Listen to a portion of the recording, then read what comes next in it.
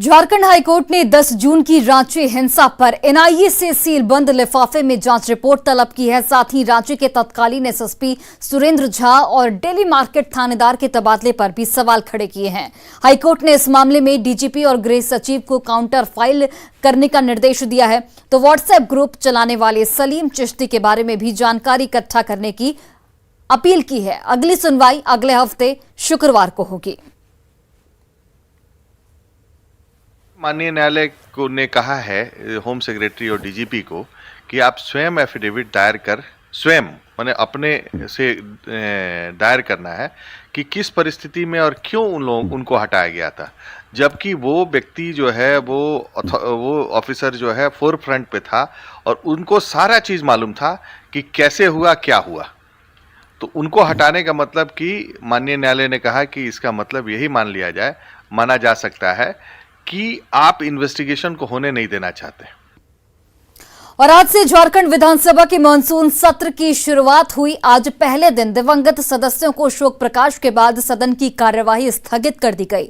अब सोमवार से सदन की कार्यवाही शुरू होगी। इस सत्र में 6 कार्य दिवस होंगे, जिस दौरान 2 अगस्त को वित्तीय वर्ष 2022-23 के प्रथम अनुपूरक बजट पर चर्चा होगी। साथ ही सत्र के दौरान सुखाड़ की स्थिति पर भी चर्चा पर सहमति बनी है।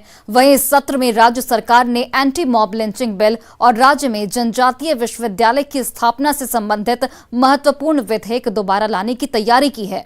ये दोनों विधेयक विधानसभा ने पहले भी पारित किए थे, लेकिन उनके हिंदी अंग्रेजी अनुवाद में अंतर की वजह से राज्यपाल ने इन्हें बगैर हस्ताक्षर किए वापस कर दिया था।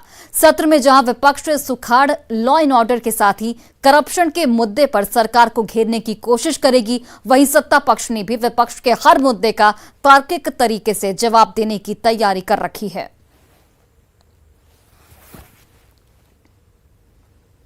मानसून सत्र के पहले दिन झारखंड विधानसभा के बाहर बीजेपी विधायकों ने जोरदार प्रदर्शन किया। बीजेपी विधायक अधीर रंजन चौधरी के द्वारा दिए गए बयान से नाराज थे। इसको लेकर बीजेपी विधायकों ने सोनिया गांधी और राहुल गांधी से माफी मांगने की मांग की।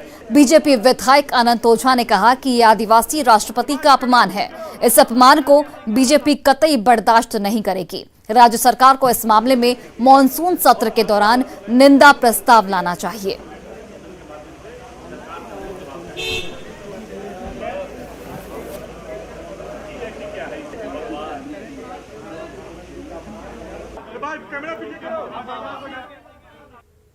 कांग्रेस पार्टी देश में पहली बार 75 वर्षों के बाद आज महिला आदिवासी देश के सर्वोच्च संवैधानिक दायित्व पर बैठी है और उसको कांग्रेस पार्टी लगातार अपमानित करने का काम कर रही है। देश आज पूरा उद्वेलित है। कांग्रेस पार्टी को देश की संसद से माफी मांगनी चाहिए, देश के 140 करोड़ जनता से माफी मांगना चाहिए, झारखंड विधानसभा से भी ये निंदा प्रस्ताव जाना चाहिए कि देश के आदिवासी समाज का अपमान है, महिलाओं का अपमानित करने का काम कांग्रेस पार्टी ने किया है।